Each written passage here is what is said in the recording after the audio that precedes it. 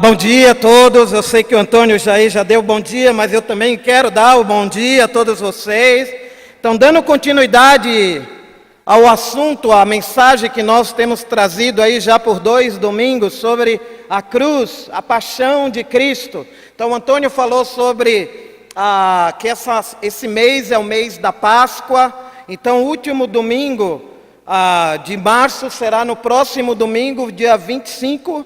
Então, no próximo domingo, depois desse, já é dia 1º de abril.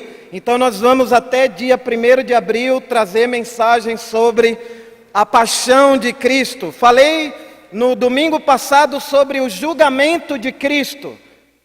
E a pergunta que eu fiz para cada um de nós, que a Bíblia faz para cada um de nós, está lá em Mateus 27, quando Pilatos pergunta para toda a multidão: o que farei com Jesus, chamado de Messias? E o que a multidão respondeu é: crucifica. E Jesus foi condenado à cruz, um julgamento injusto, um julgamento que levou o Filho de Deus para a cruz. Essa semana nós tivemos aí a morte de 3 pessoas muito conhecidas no mundo, aqui no Brasil principalmente. Tivemos a morte de Bebeto de Freitas, o técnico da seleção brasileira de vôlei, foi medalha de prata em 82. Um homem que foi presidente do Botafogo, clube lá do Rio de Janeiro, e agora ele estava trabalhando no Atlético Mineiro, como um dos diretores. E ele lá estava num evento lá no clube, durante a semana, participando de um evento, de repente passou mal, desmaiou e morreu. Um infarto fulminante, com 68 anos de idade. Tivemos a morte também de um cientista famoso, o ateu Stephen Hawking, que já ganhou o prêmio Nobel.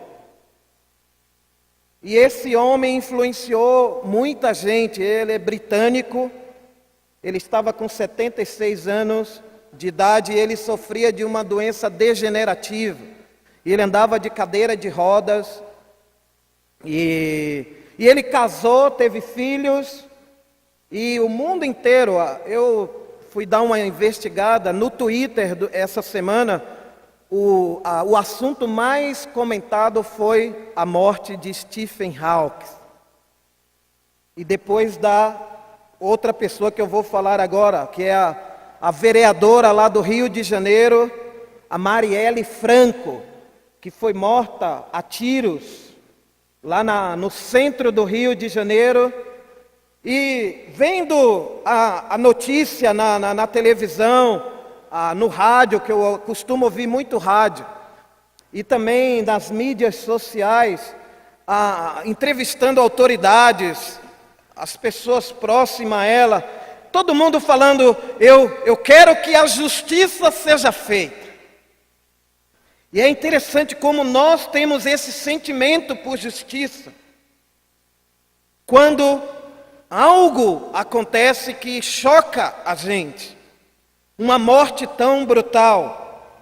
38 anos de idade tinha essa vereadora. E ela defendia causas dos negros, dos gays, e por aí vai. Ela defendia várias bandeiras. E eu fiquei pensando na morte de Jesus. E é o que nós vamos estudar hoje. A loucura da cruz. O que a morte de Jesus tem como significado para nós hoje, para a nossa vida hoje, como já foi compartilhado aqui na ceia. Eu queria ler com vocês, vamos para 1 de Coríntios, capítulo 1, versículo 23, a loucura da cruz, é o tema da minha aula. Eu não sei você, mas eu já fiz muitas coisas loucas na vida. Eu já falei aqui para vocês, uma certa vez, eu pulei de uma ponte lá na cidade de Cachoeira, tinha 20 metros de altura, embaixo era um rio. Eu pulei do último andar dessa ponte. Se você quiser, você acessa na internet ponte lá de Cachoeira para você ver a altura dessa ponte. Eu pulei lá de cima, dentro d'água. Poderia morrer. Mas eu estava louco para fazer isso, porque eu vi os amigos fazendo isso e aquilo dava uma adrenalina, um prazer. Então, eu acho que essa foi a maior loucura que eu já fiz na minha vida. Que eu corri um risco de morrer. Mas vamos ver uma loucura que Deus fez. A loucura de Deus. Que Ele me perdoe por chamar Ele de louco. Mas Deus demonstra na palavra dEle um certo tipo de loucura. E tem a ver com a cruz. Em 1 Coríntios, capítulo 1, 23, mas nós anunciamos o Cristo crucificado, uma mensagem que para os judeus é ofensa e para os não-judeus é loucura. Vamos orar. Senhor Pai poderoso, é uma loucura realmente pensar na cruz, na morte de um inocente, na morte do próprio Filho de Deus, que só fez o bem nesse mundo. Essa morte é cercada de mistério, de significado, de propósito. Depois da morte de Jesus, a humanidade foi transformada. Está sendo transformada. Queremos agora, ao estudar sobre a morte dele, sobre esse assunto, que daqui a alguns dias, no Brasil inteiro e até em várias partes do mundo, as pessoas param para comemorar a Páscoa, a morte do Cordeiro de Deus que foi imolado na cruz, para perdão de nossos pecados. Que ao estudar esse assunto, que ao perceber o incrível amor do Senhor, através desse ato de loucura, possamos também agradecer a Ti, por nos dar o privilégio de poder participar da morte, da vida e da ressurreição de Jesus Cristo. Te oramos. Fica conosco agora, em nome de Jesus, amém. Bom, vemos na história da humanidade, da civilização humana, alguns eventos que ficaram marcados na história. Desde que Deus decidiu criar o homem e a mulher, a raça humana, e Ele os criou para serem semelhantes a Deus, para adorar o Criador, para servir ao Criador, para engrandecer o Criador. Desde que Deus decidiu, com essa ideia, criar cada um de nós, esse foi um evento marcante na história da humanidade. Não sei se você já parou para pensar nisso. Que você existe porque Deus decidiu criar você e eu. Estamos aqui por causa disso. E esse foi um evento incrível. Mas logo em seguida, vemos um outro evento que marca a história da raça humana, a queda do primeiro casal. Adão e Eva se rebelaram contra Deus, desobedeceram a Ele, se achavam autossuficientes, não precisava mais dele para conduzir sua vida, que Deus tinha falado: olha, vocês podem fazer de tudo aqui no paraíso, menos comer do fruto da árvore do conhecimento do bem e do mal, porque no dia que você comer dessa fruta, vocês morrerão. Deus falou isso para eles. Eles não levaram isso a sério e se rebelaram contra Deus, e depois da queda veio a consequência do pecado. Aqui foi compartilhado na oferta sobre os filhos de Adão e Eva. Um matou o outro por inveja, que o outro tinha feito o que é certo. E é misterioso que depois da queda Deus fala assim para a serpente. Deus falando com a serpente: a sua descendência vai entrar em conflito com a descendência da mulher. Então há dois tipos de pessoas no mundo, que são descendentes de Deus e são descendentes da cobra. Você já parou para pensar nisso? Eu pensei nisso, eu acho isso muito sério. E uma vai entrar em conflito com a outra descendência. Depois da queda, do pecado de Adão, do pecado de Caim, vemos em Gênesis 3, Deus, um evento que marcou a humanidade, o dilúvio. Veio o juízo de Deus sobre aquela geração, que Deus olhou e viu que só fazia o que era mal. E pesou no coração de Deus ter que destruir a raça humana. Somente Noé e mais 7 pessoas foram salvas na arca, e os animais. E ali a humanidade começa do zero novamente. Depois desse evento, existem vários outros eventos na palavra de Deus. A libertação do cativeiro. O dia que Josué orou e o sol ficou parado no céu. Davi lutando contra Golias. São eventos marcantes. Mas o maior evento da história da humanidade foi a morte de Jesus na cruz. Quais as razões que levaram o Filho de Deus a sofrer uma morte tão cruel, tão violenta, tão horrorosa, tão brutal, tão injusta?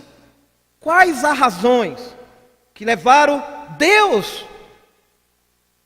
a fazer isso, a concordar com isso? Parece uma loucura, não? Vendo a atitude das pessoas depois da morte da vereadora: eu quero justiça, eu quero justiça. Mas quando o Filho de Deus morre, as pessoas ainda estão rejeitando a Ele.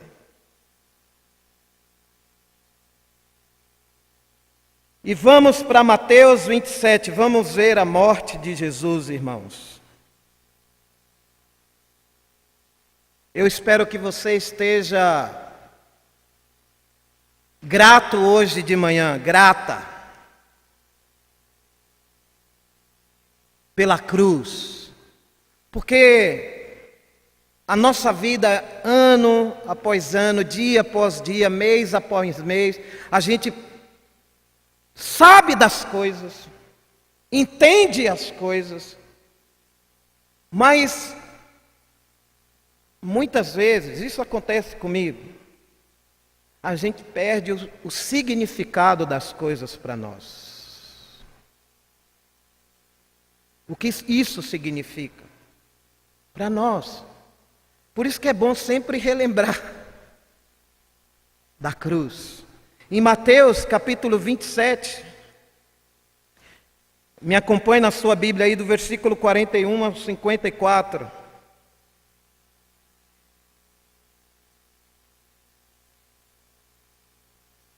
Os chefes dos sacerdotes, os mestres da lei e os líderes judeus também caçoavam dele, dizendo: ele salvou os outros, mas não pode salvar a si mesmo. Ele é o rei de Israel, não é? Se descer agora mesmo da cruz, nós creremos nele. Ele confiou em Deus e disse que era filho de Deus. Vamos ver se Deus quer salvá-lo agora. E até os ladrões que foram crucificados com Jesus também o insultavam. Ao meio-dia começou a escurecer, e toda a terra ficou 3 horas na escuridão. Às 3 horas da tarde, Jesus gritou bem alto: Eli, Eli, lema sabachthani. Essas palavras querem dizer: meu Deus, por que me abandonaste? Algumas pessoas que estavam ali ouviram isso e disseram: ele está chamando Elias. Uma das pessoas correu e molhou uma esponja em vinho comum, pôs na ponta de um bastão e deu para Jesus beber. Mas outros disseram: esperem, vamos ver se Elias vem salvá-lo. Aí Jesus deu outro grito forte e morreu. Então a cortina do templo se rasgou em 2 pedaços, de cima até embaixo. A terra tremeu e as rochas se partiram. Os túmulos se abriram e muitas pessoas do povo de Deus que haviam morrido foram ressuscitadas e saíram dos túmulos. E depois da ressurreição de Jesus, entraram em Jerusalém, a cidade santa, onde muitos viram essas pessoas. O oficial do exército romano e os seus soldados que estavam guardando Jesus viram o terremoto e tudo o que aconteceu. Então ficaram com muito medo e disseram: de fato, este homem era o Filho de Deus. Amém? Vemos aqui o relato da morte de Jesus, o Filho de Deus, o Messias. Por que o nome de Jesus é Jesus Cristo? Cristo significa ungido. Não é um sobrenome de Jesus. Porque ele era o Messias, o enviado de Deus, o Emanuel, príncipe da paz. A morte de Jesus não foi algo natural. Jesus poderia ter morrido de infarto, de acidente. Deus poderia matar Jesus de outra maneira. Mas por que teve que ser dessa maneira tão brutal, tão horrorosa, tão injusta, tão cruel? Eu falei semana para mostrar a enormidade de nosso pecado. O Filho de Deus na cruz morrendo por pecadores que deveriam ser condenados. Por que a mensagem da cruz ainda hoje é uma loucura, como Paulo falou lá em Coríntios? Para os gentios, e uma ofensa, que a mensagem da cruz ofende a nós mesmos.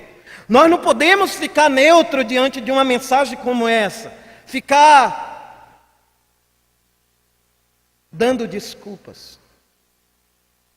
Ela exige de nós uma resposta a essa mensagem.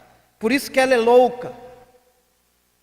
Por isso que um cristão é tido como louco no mundo.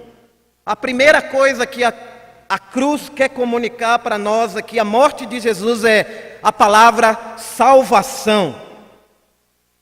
A cruz é que nos salva. No versículo 41, os chefes dos sacerdotes, os mestres da lei, os líderes dos judeus estavam caçoando dele, dizendo: ele salvou os outros, mas não pode salvar a si mesmo. Ele é o rei de Israel, não é? Se descer agora, mesmo da cruz, nós creremos nele.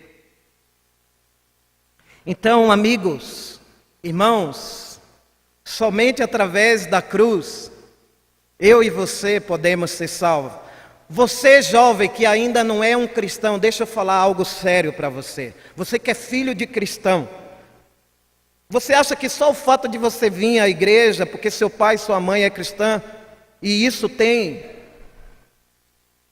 para você algum favor? Deixa eu falar para você. Não. Você precisa se render à cruz. Se entregar a Cristo completamente. Do que nós precisamos ser salvos? O que nós vemos nesses homens, eles eram ignorantes. Quantos anos da minha vida eu fui ignorante em relação à cruz?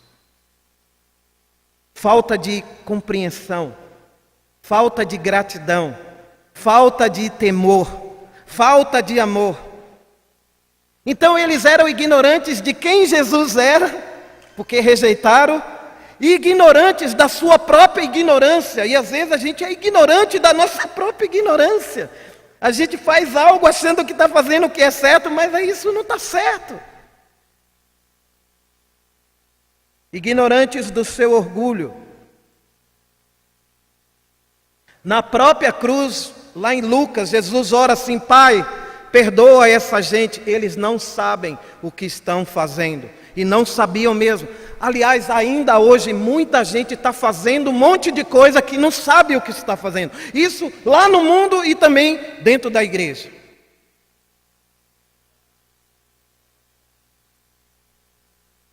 E Deus precisa perdoar. A oração de Jesus ainda é feita hoje.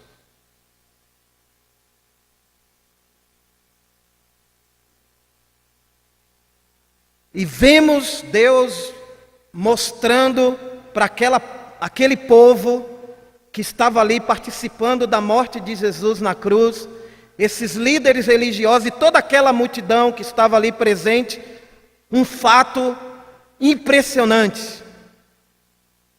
Toda a terra ficou coberta de escuridão. Vamos pensar, meio-dia, lá na terra de Israel, no meio do deserto, onde o sol é escaldante, meu amigo. Naquela época, não havia luz elétrica. De repente, diante desse sol poderoso, vai a escuridão cobrindo a terra.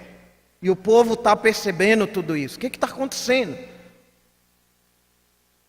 É semelhante ao evento que houve lá na praga do Egito, quando Deus envia escuridão sobre o Egito, que as pessoas não conseguiam nem ver a outra próxima.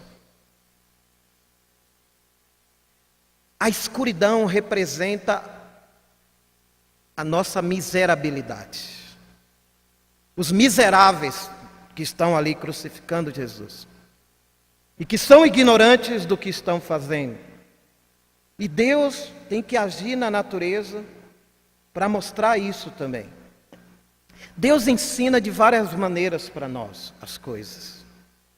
Através da natureza, através da palavra dele, através da vida de outros irmãos, através dos registros bíblicos. Deus usa até animal para ensinar pessoas. Dizem que o cão é o melhor amigo do homem, não é isso?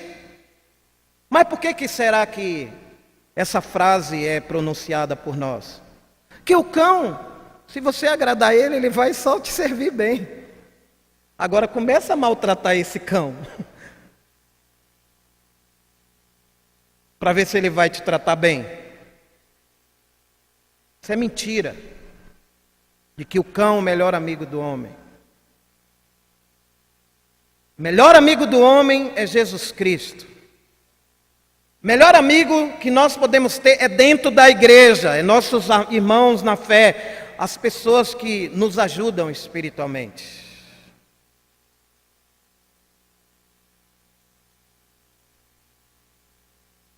Deus usou a escuridão para revelar a nossa condição.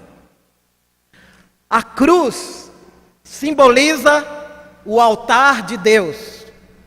No Antigo Testamento, o povo pecava, trazia o cordeiro, o sacerdote pegava a faca, a espada, enfiava no cordeiro, um cordeiro sem mancha, o melhor cordeiro do seu rebanho, aquele sangue era derramado diante do altar, e aí, aquele sujeito que levou lá o cordeiro, aquela família, recebia o perdão de todos os seus pecados. A cruz representa o altar de Deus ali, o altar do cordeiro que vai morrer. Em nosso lugar.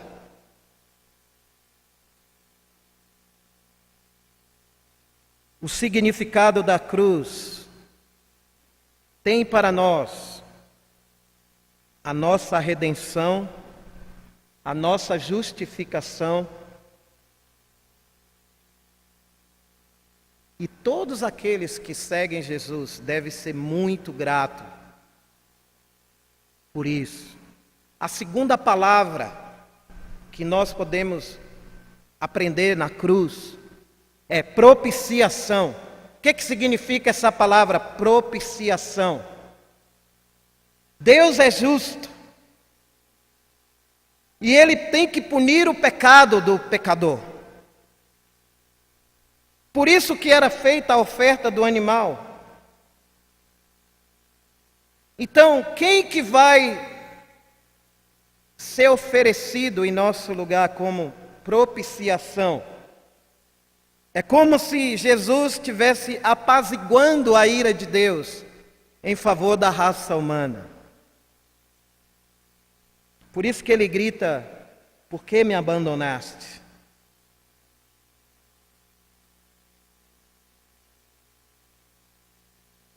Nós vemos aqui no versículo 46, Mateus 27, 46, ele falando: Eli, Eli, lema sabachthani. Essas palavras querem dizer: meu Deus, por que me abandonaste? Vemos a angústia de Jesus, o sofrimento espiritual dele, e vemos também ele voluntariamente morrendo no lugar de cada um de nós. Por meio dessa morte, somos curados da nossa doença moral, somos curados da nossa depravação. Éramos depravados, da nossa alienação, éramos alienados com alguma coisa, e da nossa escravidão. O que é o arrependimento? É a mudança. Arrependimento tem a ver com, primeiro, convicção sobre o pecado. Segundo, a confissão desse pecado. Terceiro, a mudança, a conversão do pecado. Aí alguém pode ser batizado, alguém pode ser salvo. E aí depois vem a perseverança dos santos até o fim. Então Jesus, por meio dessa oração, deixa claro para nós que Ele é a propiciação. Era nós que deveríamos estar lá. Era nós que deveríamos ser extintos da terra, como foi na época do dilúvio. Mas Deus, porque tinha prometido que não ia acabar mais o mundo com um dilúvio, o plano dele agora é Ele mesmo se doar na cruz. Outra coisa que a cruz comunica para nós, outra palavra: ressurreição.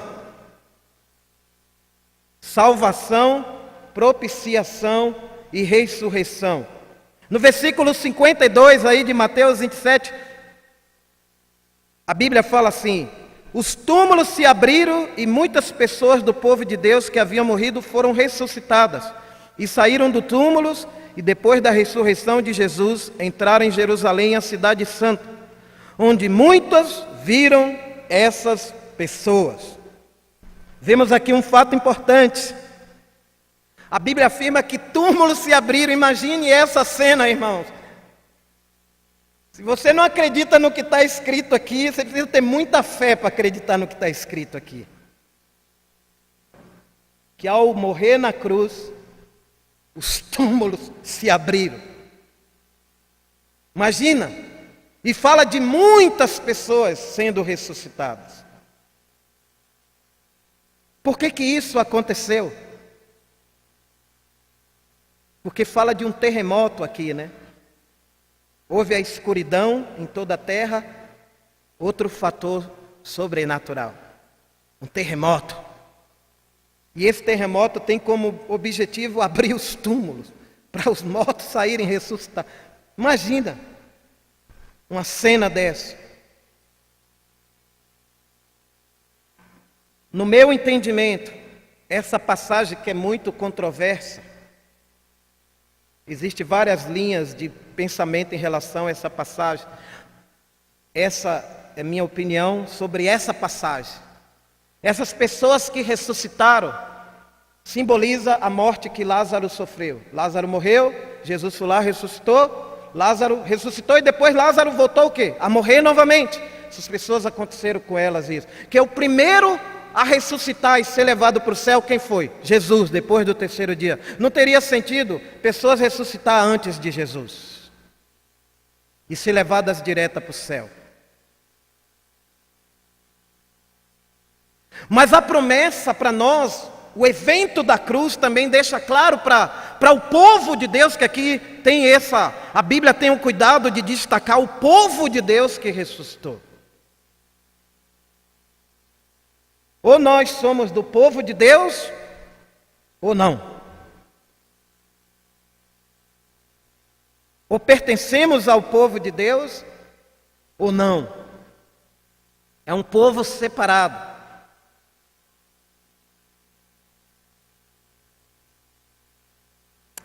Vamos para 1 Coríntios, capítulo 15, ainda falando sobre esse assunto da ressurreição. Paulo, ele deixa mais claro nesse capítulo. 1 Coríntios 15, versículos 51 a 54. Escutem bem este segredo. Nem todos vamos morrer, mas todos vamos ser transformados no instante. No abrir e fechar de olhos, quando tocar a última trombeta, ela tocará, os mortos serão ressuscitados como seres imortais. E todos nós seremos transformados, pois este corpo mortal precisa se vestir com o que é imortal. E este corpo que vai morrer, precisa se vestir com o que não pode morrer. Assim, quando este corpo mortal se vestir com o que é imortal, quando este corpo morre e se vestir com o que não pode morrer, então acontecerá o que as Escrituras Sagradas dizem: a morte está destruída, a vitória é completa. Amém? Deixa eu falar para você. Aqui nessa Escritura está cada um de nós.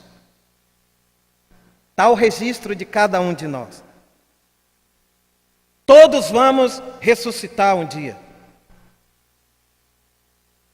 Todos, segundo a Bíblia. Existe uma conexão entre a nossa morte e a morte de Jesus na cruz.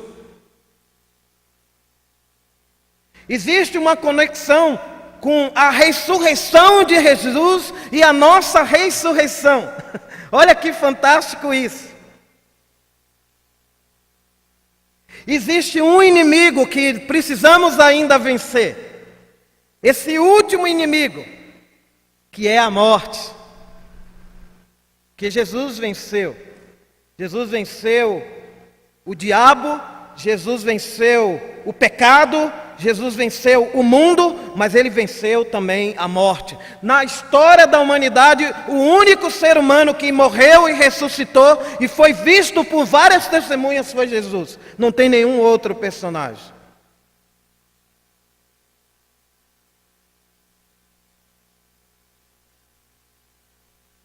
A morte de Jesus simboliza a morte da morte.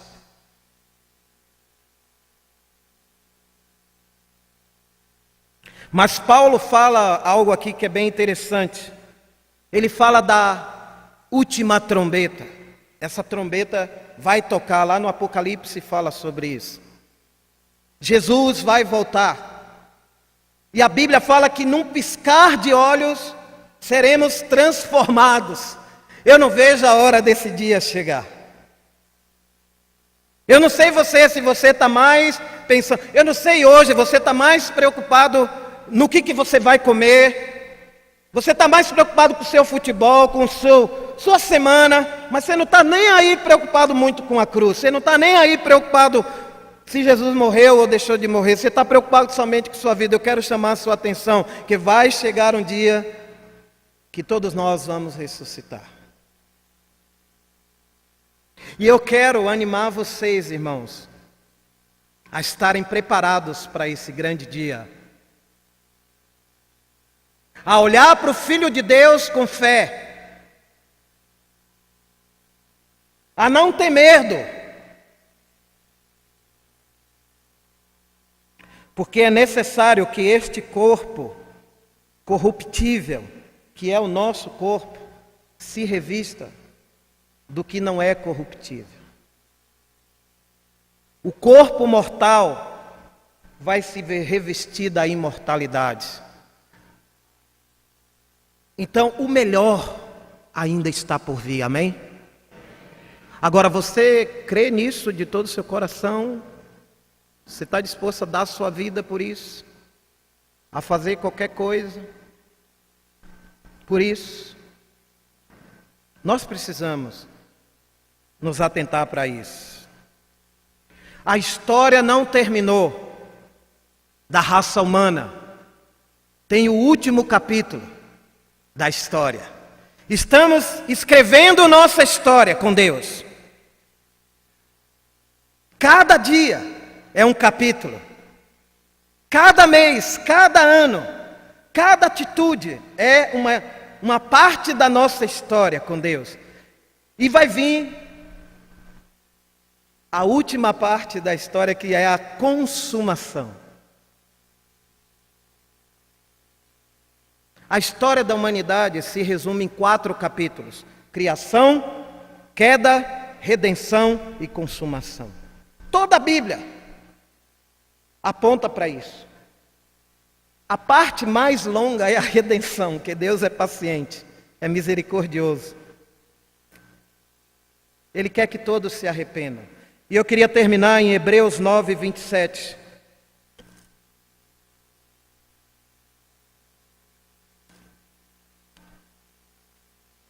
Sobre a consumação. Consumação quer dizer completude. A obra vai ser completa. É como um quebra-cabeça, que você vai, quebra-cabeça de 500 pecinhas. Você vai colocando cada pecinha, vai formando aquele quebra-cabeça. Quando você coloca a última peça, aparece a imagem completa. Em Hebreus 9, 27, olha que a Bíblia fala aqui. Cada pessoa tem de morrer uma vez só e depois ser julgada por Deus. Assim também Cristo foi oferecido uma só vez em sacrifício para tirar os pecados de muitas pessoas. Depois ele aparecerá pela segunda vez, não para tirar pecados, mas para salvar as pessoas que estão esperando por ele. Amém? Então aqui vai se dar a consumação. O plano de Deus de salvação envolve nosso passado, nosso presente e também nosso futuro. Vai apontar para o nosso futuro. A morte de Jesus culmina com a consumação da história.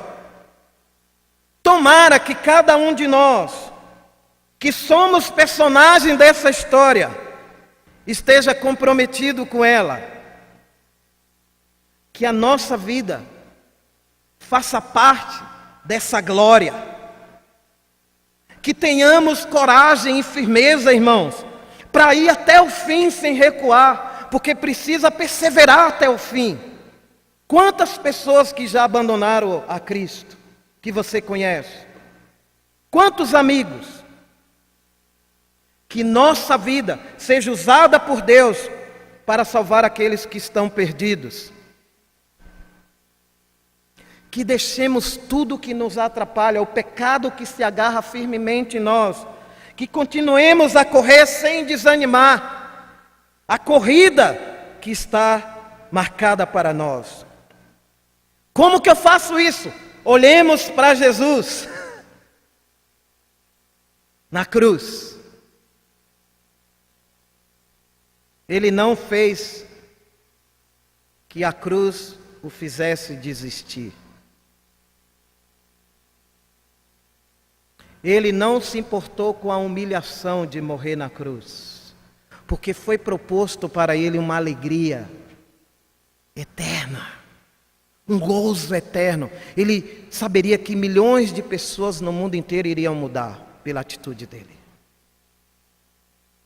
E agora mesmo, ele está sentado ao lado direito do Pai Todo-Poderoso. E ele intercede por nós, ele está orando por nós.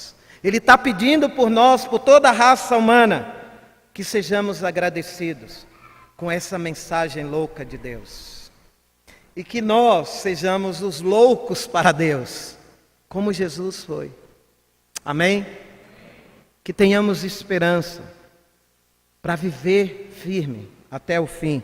E nós vamos terminar agora com um batismo.